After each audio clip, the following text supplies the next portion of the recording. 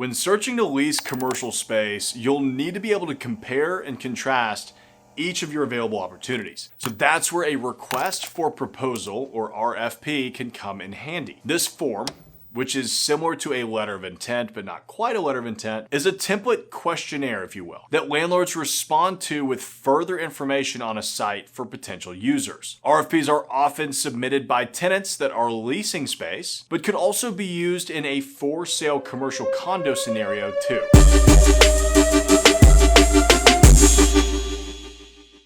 Comparing potential deals. The RFP gives the user a simple snapshot to compare each opportunity on an apples to apples basis. This document may have some requirements for the tenant, such as the size of the space, and can also include offerings from a landlord to see which concessions each landlord is willing to give to land that user. While RFPs cover everything from tenant information to ADA accessibility, some aspects of the proposal will be objective and some subjective, which can often cause difficulty for a tenant when comparing opportunities. However, once all RFPs have been responded to, the end user may begin a comparison of the proposals. So what is an RFP used for? Well, requests for proposals lay out the aspects of the deal that are important to a tenant early on in the exploration stage of lease negotiations. RFPs are similar to letters of intent, LOIs, in the sense that if the terms in the RFP cannot be agreed upon by both the landlord and the tenant, then there's simply no reason for moving on to a much more in-depth lease document, which, let's be honest, can be 30, 40, 60 plus pages sometimes. The purpose of RFPs is to give the user an idea of where the market is so that they can make the most educated decision for their use, highlight the user's position,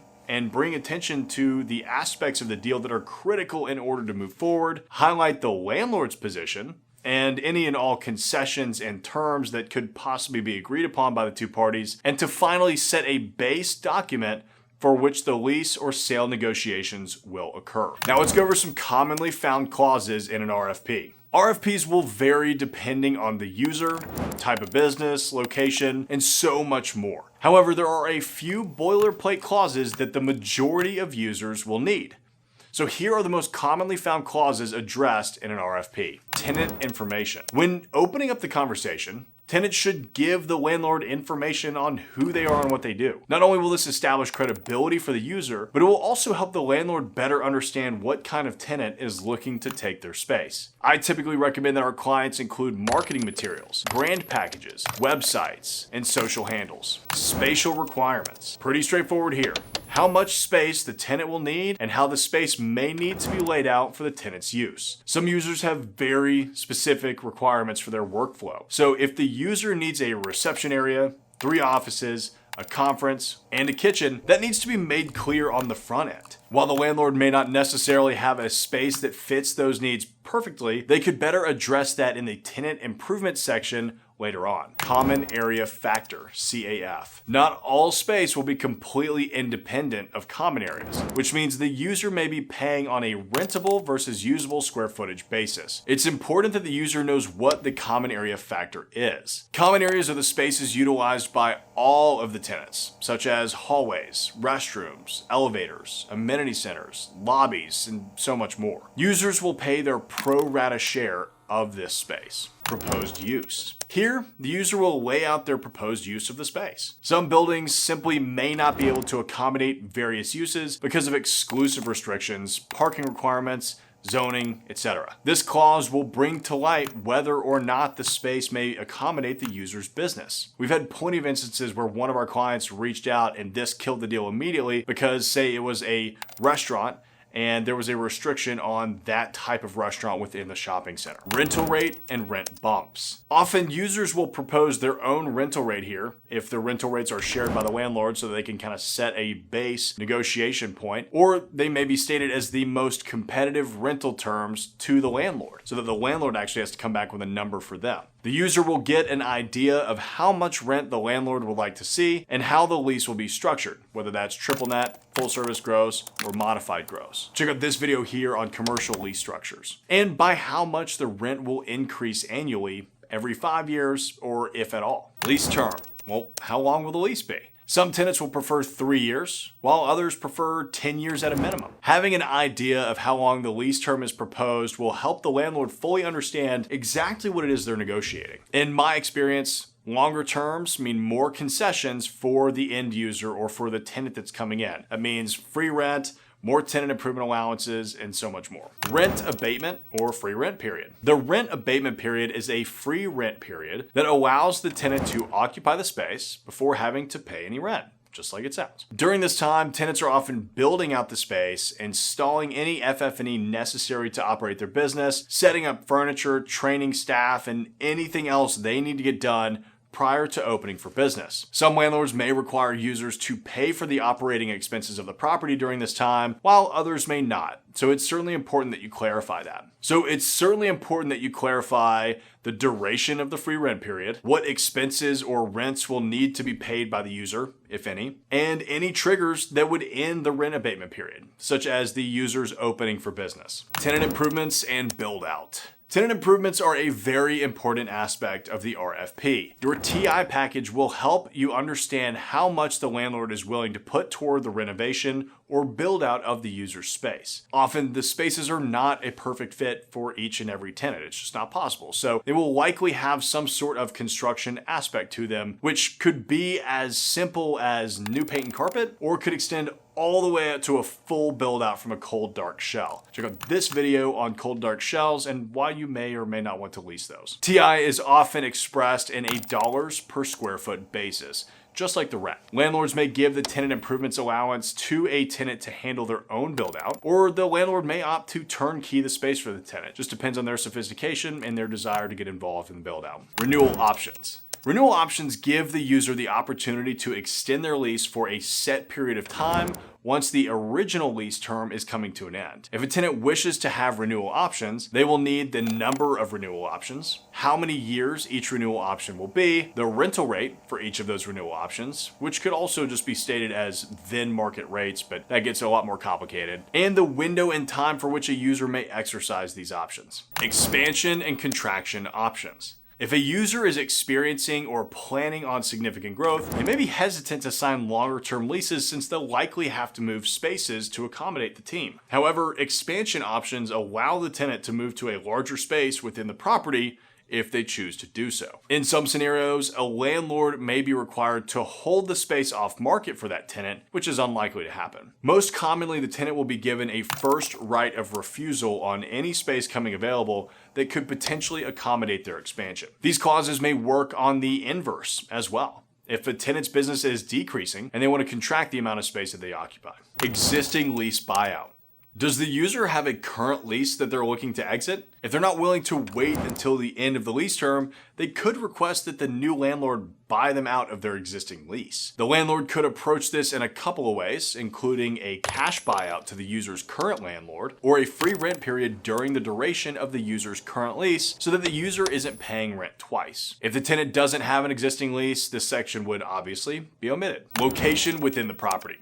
Certain users will have very specific location requirements. The restaurant user is going to want to be on the prominent corner where they can capture that visibility and make the most of window space. When submitting an RFP, this user would want to be very specific in which locations could or couldn't work for them. Office users may want the highest available space in the building to take advantage of better views. Every tenant, every business, every industry is going to have different requirements. Operating expenses, stops, and caps. The user should investigate the operating expenses to ensure that OpEx is being handled properly by the landlord or the property management company, since they will be responsible for those costs. Expense stops and caps will also help keep the operating expenses from expanding too much within one calendar year or whatever time period you decide on, and can halt the tenant's responsibility in certain situations. Infrastructure requirements.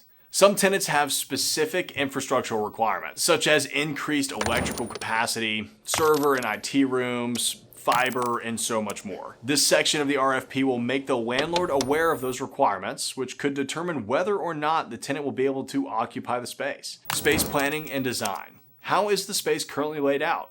If the space isn't a best fit for the incoming user, they can ask the landlord to handle the space planning and design of the space. However, this design will be a collaboration between the landlord and the user, since the build-out will affect the landlord's property and the tenant's business. Moving expenses. Will the user be moving from their current location? It's not uncommon to request that the new landlord pay for moving expenses. While it doesn't always happen, it certainly doesn't hurt to ask, especially if the landlord sees the new user as a good fit for their property. Early termination and buyout. Some users have economic metrics or other reasons to want to terminate a lease early. This section will predetermine whether or not the landlord will permit an early termination or lease buyout, how much the buyout would cost the user, and how much notice they must give the landlord. In some cases, landlords will have the user repay any and all expenses for the build-out, commissions, legal, etc., in addition to the buyout fee. Holdover rights. A holdover period occurs when the tenant stays in the space beyond their original lease term. Users may hold over for multiple reasons, such as a delay in the relocation to their new space, an inability to find a new location, or if the user is just unsure on whether they want to stay or move. That happens all the time. These rights will determine how the user's occupancy after the lease term is over will be handled.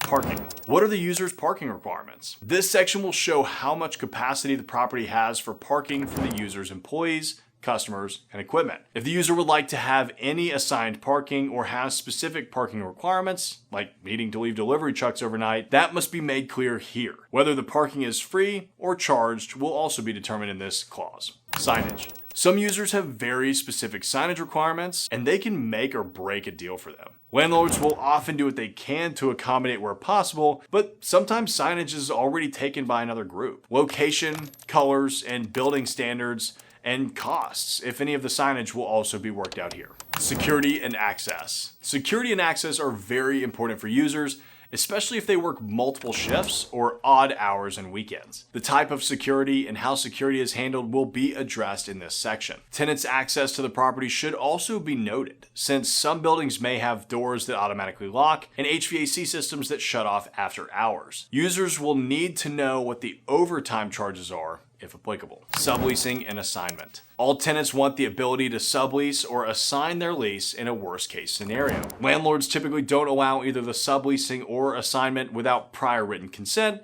since they'll be inheriting a new tenant. This section will cover what the landlord would like to see in an incoming sublessee or assignee, and how that user may go about this process. Exclusive use. Many users want the exclusive right to operate their type of business within a property, which makes sense, right? Essentially, this right means that they are the only one of that type of business that may open and operate within the premises.